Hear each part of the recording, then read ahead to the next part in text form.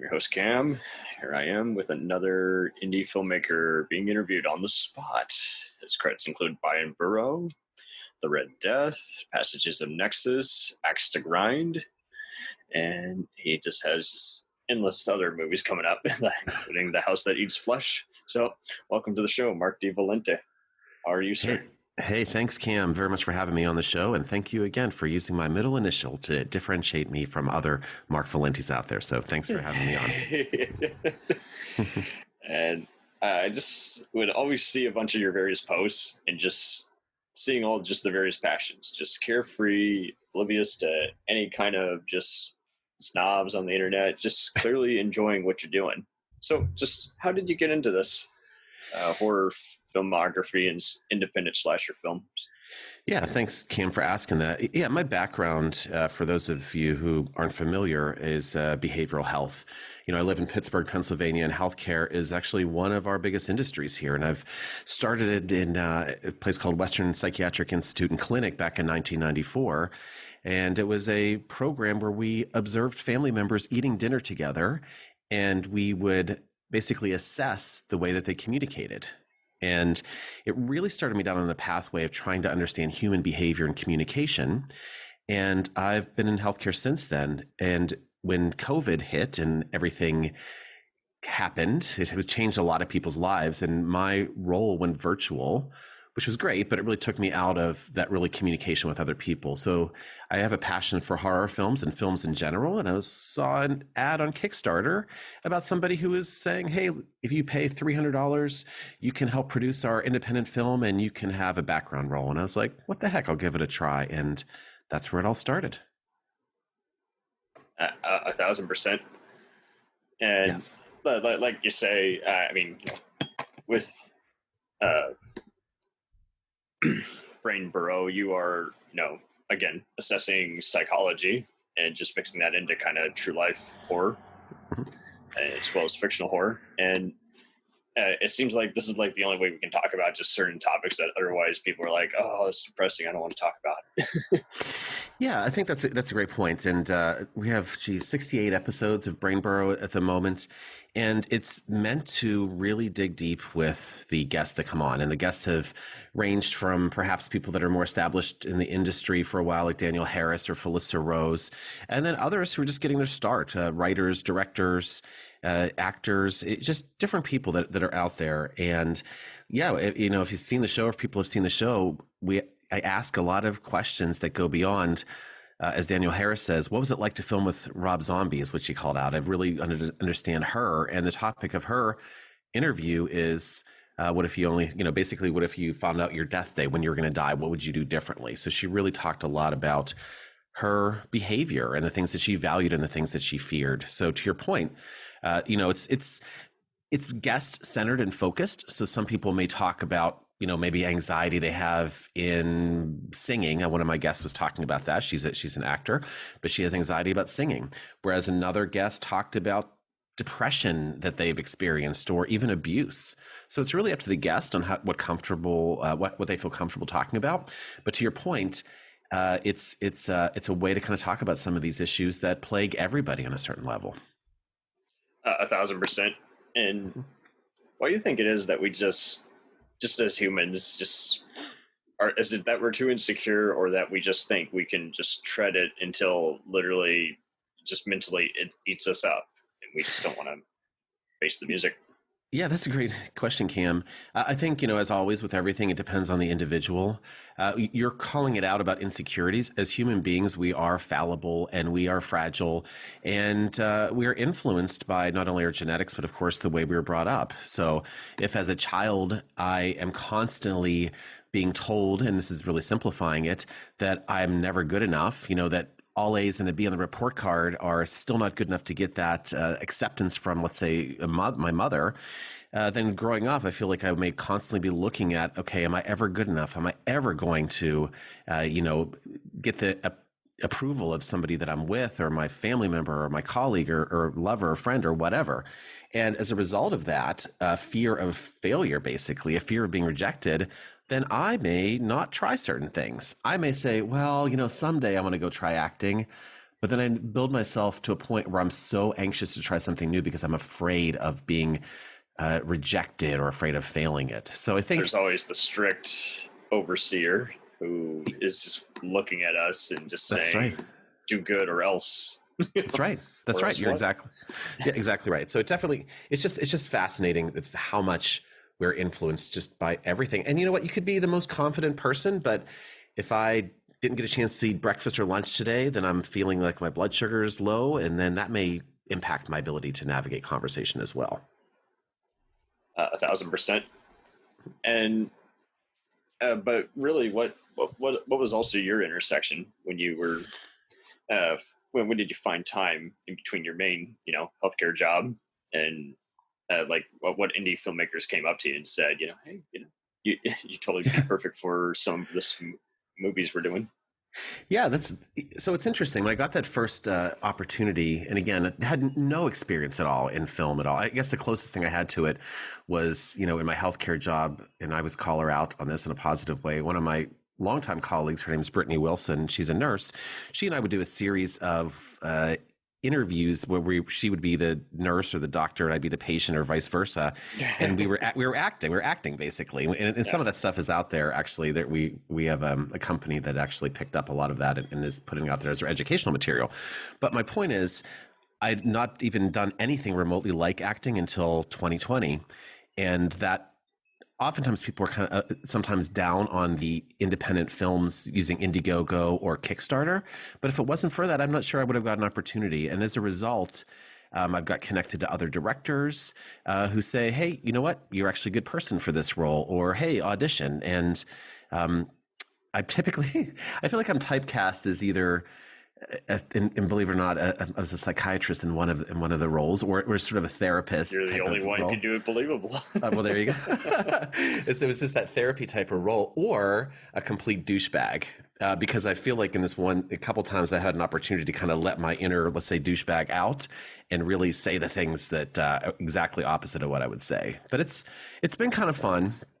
And like I said, there's certain groups of people, certain directors that I really like working with, and I'm fortunate enough to have that full-time job. So it even if somebody's not paying or can't pay for travel or can't do whatever, it's okay because I get to do this and I really enjoy it.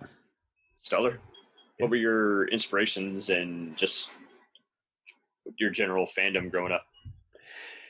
Yeah, I've always been a fan of horror films. It's there's some escapism. I know a lot of people that are horror fans say that, if you're worried about is the person going to be contaminated with the thing in Antarctica, then all of a sudden you're not so worried about, grades in school, or you're not so worried about getting in trouble for some big lie you told, for instance.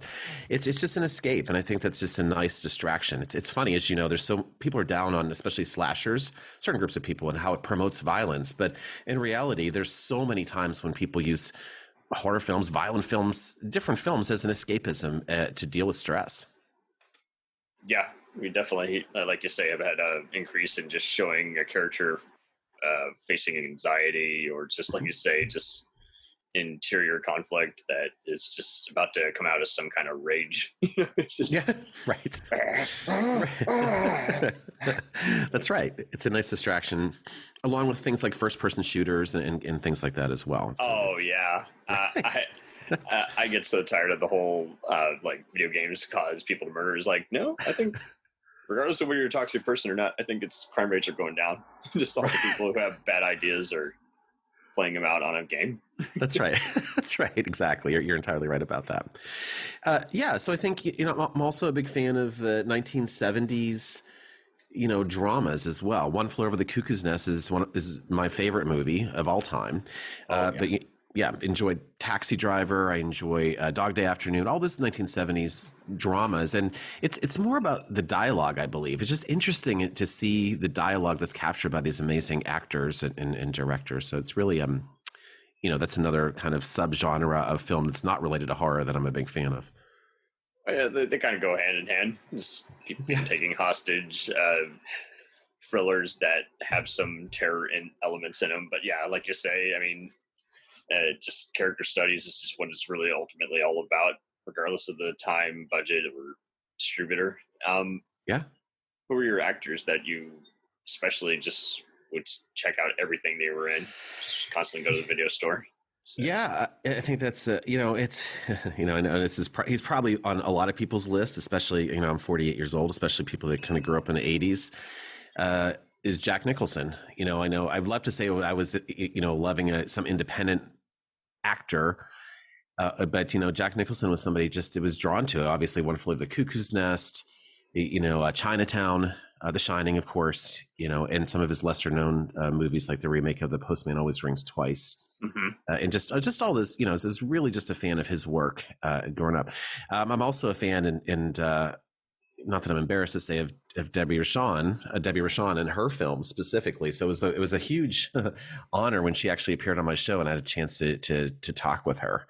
And I just really feel like she's just a remarkable actor who's persevered in times of her own stresses and things that have happened to her in her life and had to deal with. And if you listen to the interview, shameless plug, on Brainborough with her, she talks about the challenges she had in working in the 1990s and some of the misogyny that went on and everything. So I've always just been a really huge fan of her work specifically. Very well said, because I think everyone just had to wake up a little bit and say, hey, you know what you think you were saying, you didn't think it was offensive. It really was offensive. Right. Exactly. But yeah, I was happy I was happy again to have her on the show and hope to work with her directly someday. Oh, plenty of time. Yeah, that's very true. So what's been your favorite angle? Or is it just in terms of just like doing set design versus writing, directing, or just acting? Or do you like how you get to choose and it's never the same thing?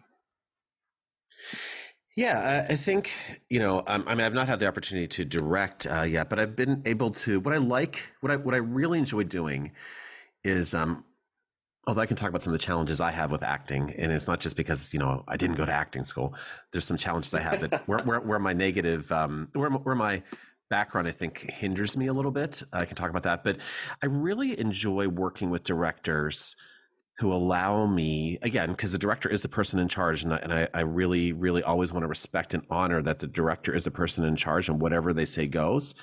Directors who have who've allowed me to ad lib a bit in scenes, right? Just kind of, and I think it's been kind of, who are said, hey, what do you think this character may say in this specific scene? So it's been really kind of fun. I was working in Pittsburgh, where I live here, on Carousel 2 by Steve Rudzinski. And for my scene, I got a chance to create my line there in the way that I wanted to do it. The lines that I had where I was a neo-Nazi and got to use sort of a Southern accent. Yes. And yeah, it was fun. The character was purposefully, not that bright. I don't know if you've seen Steve's Carousel movie or his Carousel 2 movie. They're totally over the top, but very much fan service, a lot of callbacks to other horror movies.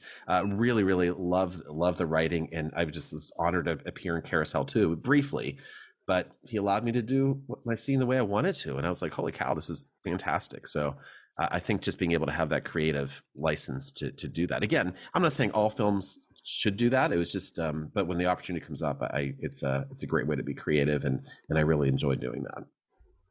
1,000%. What was it like working with a friend of the show, Rebecca Reinhardt, on her crowdfunded? Oh my gosh, Rebecca!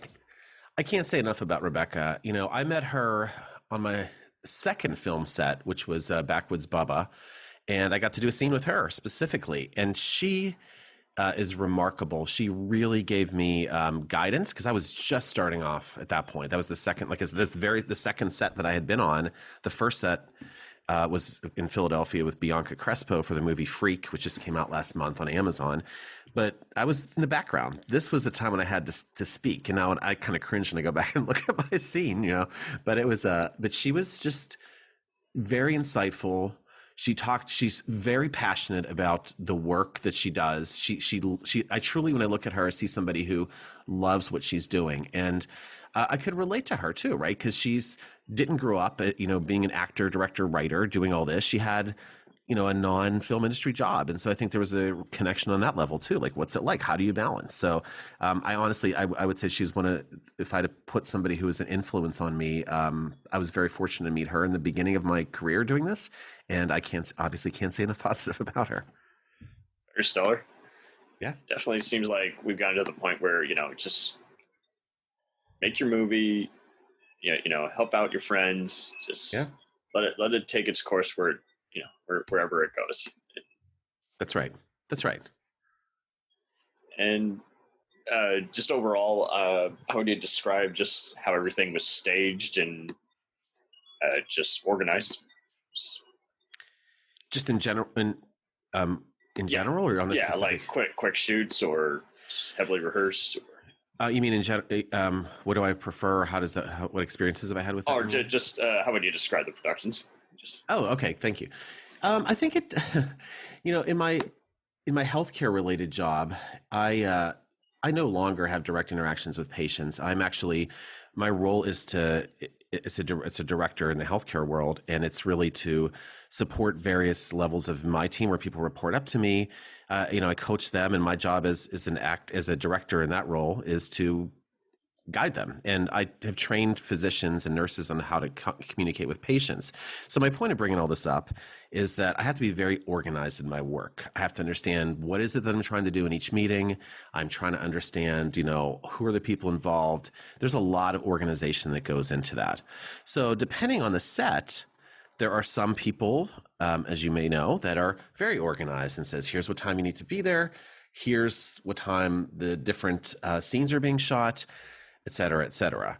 And, there's always room for things to go off track. I think that's the world of indie movies. I say that in any film industry, because I got to work on some big productions here in Pittsburgh, and, there wasn't always working exactly as planned either.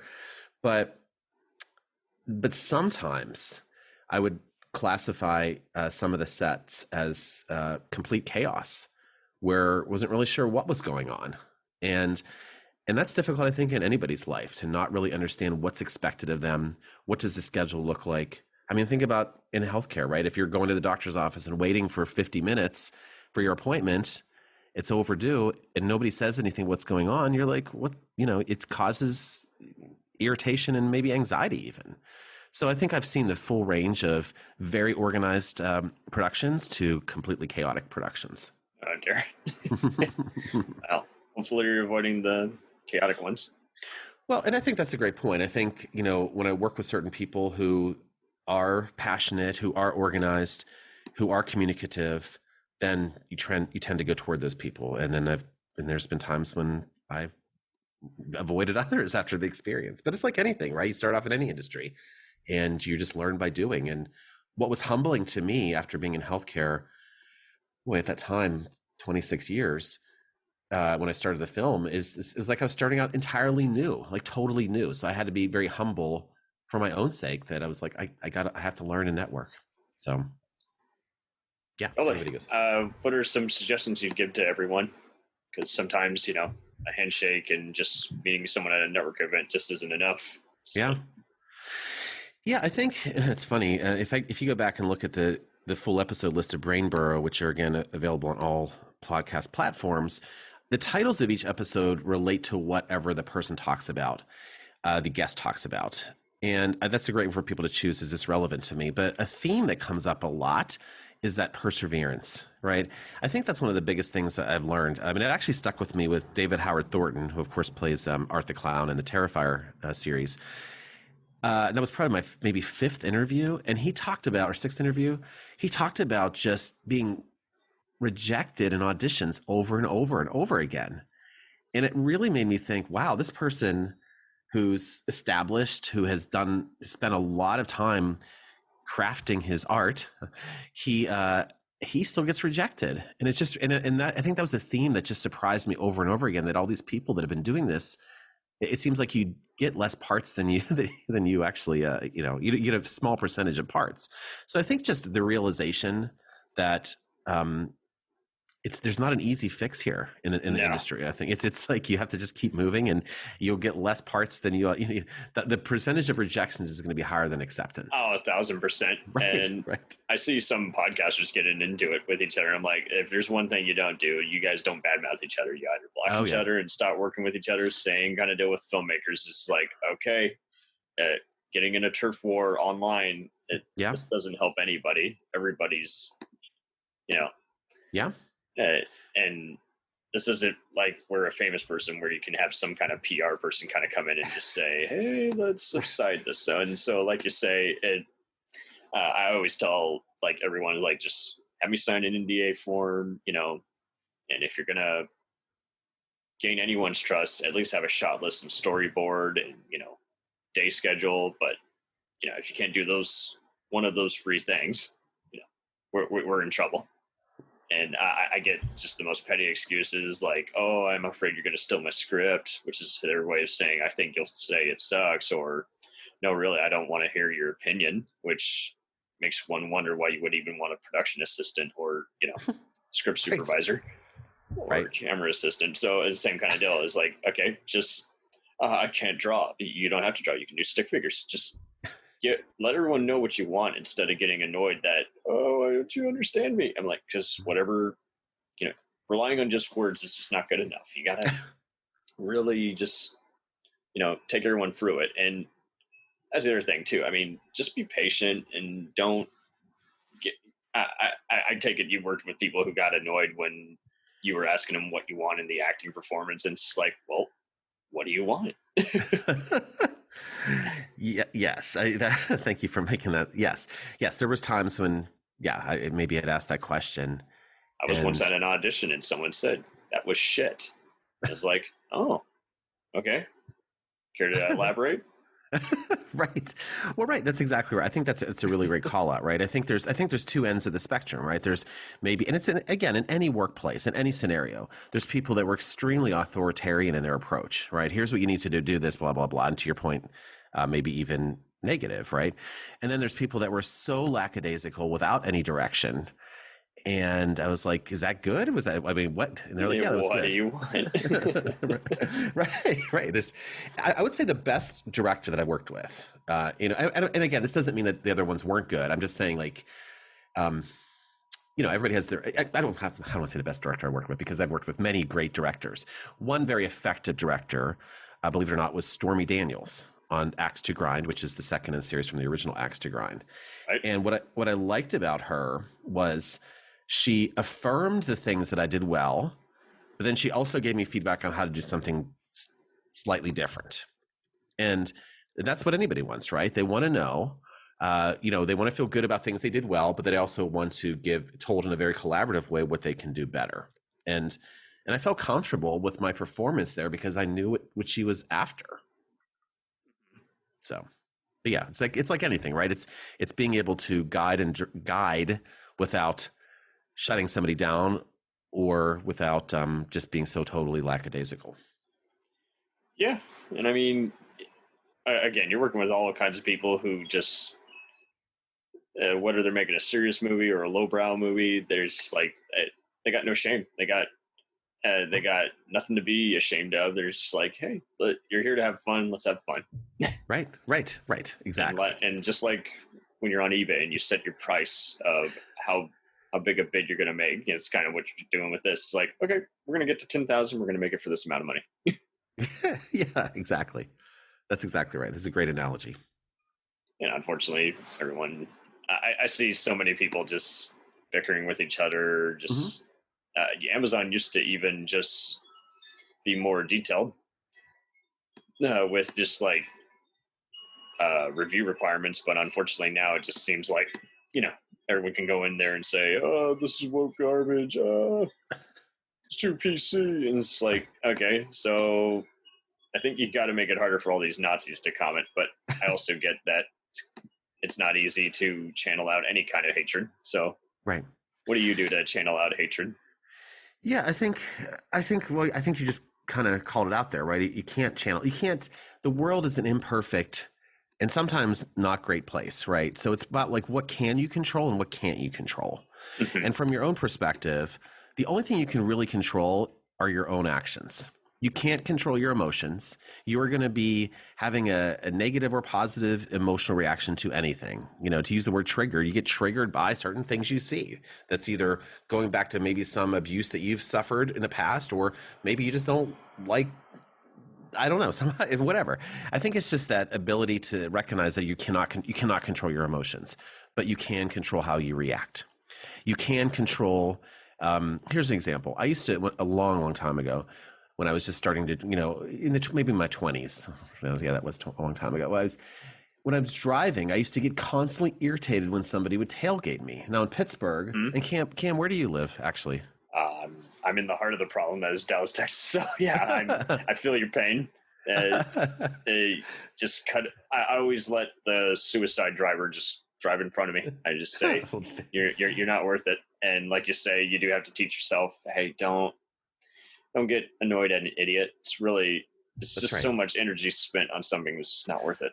That's right. That's exactly well said. And I like Dallas, actually. But yeah, you really have so many freaking lanes. Well, I'm just saying. I'm not saying it's a terrible state. I'm just saying. No, I know. I know. Yeah, it's crazy. Crazy the amount of extremely wide highways you have there with many lanes. I'm not saying, but in Pittsburgh, we have a lot of hills and windy roads. And so, and one lane each way.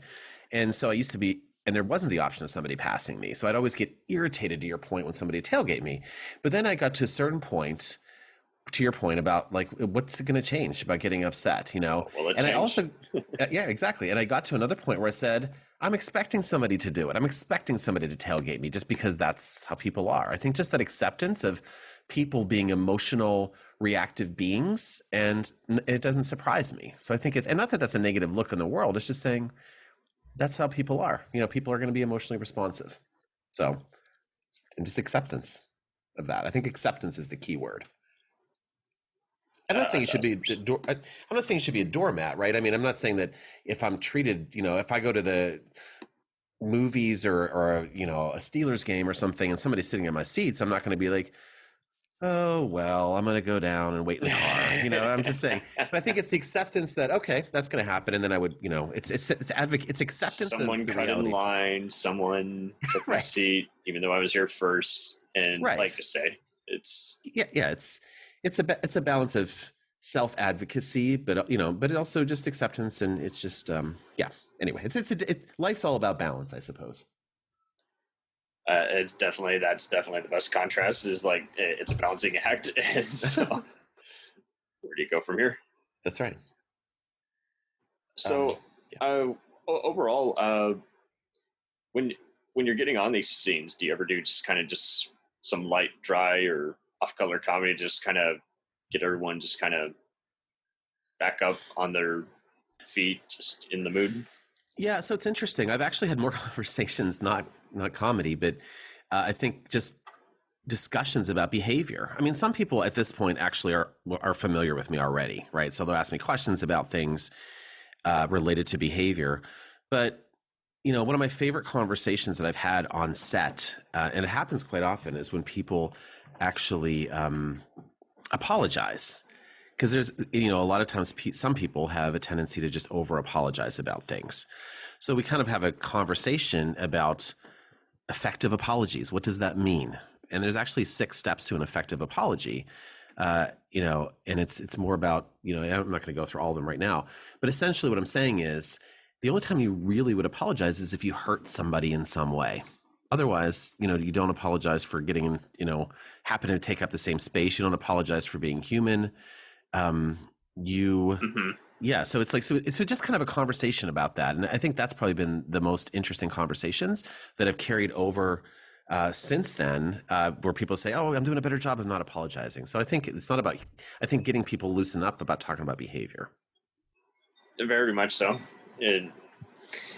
It's amazing how it seems like no one seems to realize there can be an in-between. Like, everyone thinks one is either discreet or just very blunt, and it's just like sometimes it just depends on the person you're with. So then you channel all these different personas, and so then next thing you know, you channel one side of that isn't welcome to that kind of person, and so next thing you know, you're that person's offensive, and it's like, well, acted around you because I thought that's how you acted. Or Yeah, that's a great call out. As human beings, we're also social beings. As much as, especially if you're an introvert, one's an introvert, they, don't necessarily, maybe don't want to be around human beings, but we still have a level of, socialization. And so we are tuned into your point about what other people feel or think. It's just how nature of what we are. And sometimes we make assumptions.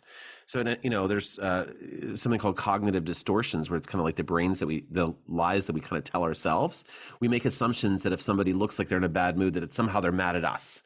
We make assumptions about what people are feeling, right? Yeah. So you seem to connect to that, I guess, right? What you're sometimes saying? They're just looking just in a general direction, and somehow they think you're looking at them or whatever. That's right. Yeah, it's I believe it's called personalization, right? Where we seem to just take the negative things around us personally. And I have one guy who I don't work with anymore, and he would do exactly the same thing. And I just said, "Stay in your lane. They're not looking at you. Right? Why are you getting mad?" Right. That's right. So even I could see that he's not meeting my gaze. Come on. Well, that's right. And I think those are the things that prevent us. This cognitive distortions are something that really kind of prevent us, I think, from being the best person we can be. You mentioned another one, right? This all or nothing thinking. We have, and again, definitely don't want to get into politics, but I know, right? But depending, again, I don't want to make assumptions because some people don't like either of, Trump or Biden, right? But people tend to gravitate toward one or the other. So if you hate Biden, no matter what he does, it's like, oh, of course, look at him. Even if he does something positive, it's like, oh my God, like how horrible. Or if you hate Trump, no matter what he does, it's like, oh, I hate him. So it's what they call all or nothing thinking. If somebody you put, a halo on, they can do no wrong, but somebody you put those devil horns on, they can do no right. But it really hurts people from being able to see the nuances and complexities of others. Yeah. Well, and that's just it. And I even suggest a lot of just more independent kind of political podcasts, because they're going to actually just try and show how, kind of do what one of the fact check sites were kind of doing. Is like, this person has done this so far this year.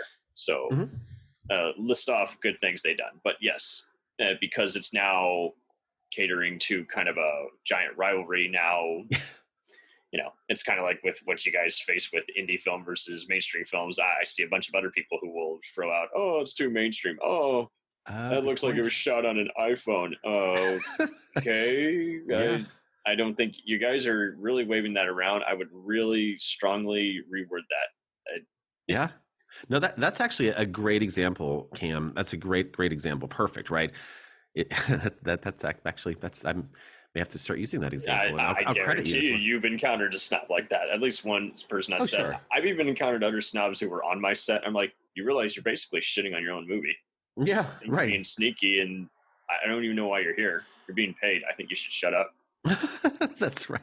That's right. Exactly. Yeah. It's and I think actually you've said it a couple times already, and I agree with it. It's just there's this toxicity, I think, out there that really it just permeates, unfortunately, and it just takes away so much energy of creativity because people are focused on bad mouthing others, and it's you don't know how much of it is jealousy versus that's just what they do. That's their way of gaining power, and then like you say, and other times, nothing personal. I think this movie's a dog shit. I'm like, okay, that's right. So descriptive. That's right. Well, and here's the thing, right? That I learned is that this behavior is the same thing in healthcare as well. Like the same behaviors are occurring in the film industry as they occur in healthcare, as probably occur in any setting. There's plenty of people who don't understand how to get the proper plan and all that. That's right. That's right. Exactly. So I don't know. It's just, I don't know. It's interesting to me. And I will tell you this, the other learning I had is that, well, first of all, it's been extremely amazing to me just to see everything that happens to create a production. It's just amazing to me. But I will say it's a lot more complex and harder than it looks. And I'm not saying I went into it, it's like, oh, I can act, sure. It's just, wow. It's just the amount of work and energy that goes into these productions and what it takes to act as well. It's just, I'm saying to anybody out there who's thinking about doing it, just expect it to be a lot of hard work. Oh, totally. Yep. What projects are you most proud of that you definitely especially want to promote outside of your main podcast? Oh, yeah, thanks. I'm really, well, One of my favorite films to work on was Christmas Slasher. It's supposed to come out in 2023, directed by Destiny Soria. And she, put her heart into that film. And the reason why I really loved working on it is my character I got a chance to ad-lib a lot in that film. And I really enjoyed working with my kind of colleague in the film, because we're kind of like buddies, and it was Landon Banks, and he and I just really developed these characters together and really played off each other. That was probably the most free reign I was ever given, like for multiple scenes of just being able to interact. And there was a scene where I ad-libbed, and she allowed me to like research the Minnesota dialect and kind of use that, because it's set partially in Minnesota. Well, actually, most of it's in Minnesota. And there was one part in it when I just interjected like this phrase, and then I caught her like laughing at it, and it was just like, wow, that felt really good that I was able to ad lib, have fun doing it. And the director was pleased with it. So I think, so I'm really looking And she wasn't being a snob or being unhelpful or doing That's right. It was probably one of my favorite experiences that I've had in doing this. 1,000% from, reading body language and getting a sense of people's personas. Yeah, I think it's just, I think it's kind of goes back to what I mentioned earlier. I think in summary, I think it's really, and again, many of my guests on Brain Burrow have said it, just go out there and do it. Like if there's something you're thinking about doing, just do it, and don't be afraid to fail. I mean, you're going to fail. You're going to screw stuff up.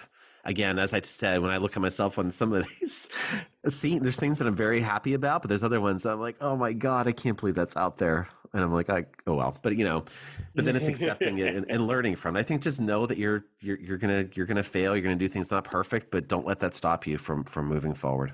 Great way to end it on. Thank you ever so much for being on here. Yeah, Cam, it was totally my pleasure. So thanks for the opportunity to chat. It was really great. 1,000%. Want to share your Instagram handle? Oh, yeah. It's at Instagram is at Valenti, my last name, V as in Victor, Alenti horror. That's at Valenti horror on Instagram. Okay, excellent. Thank you ever so much for being here. Thank you, Cam. It was my pleasure.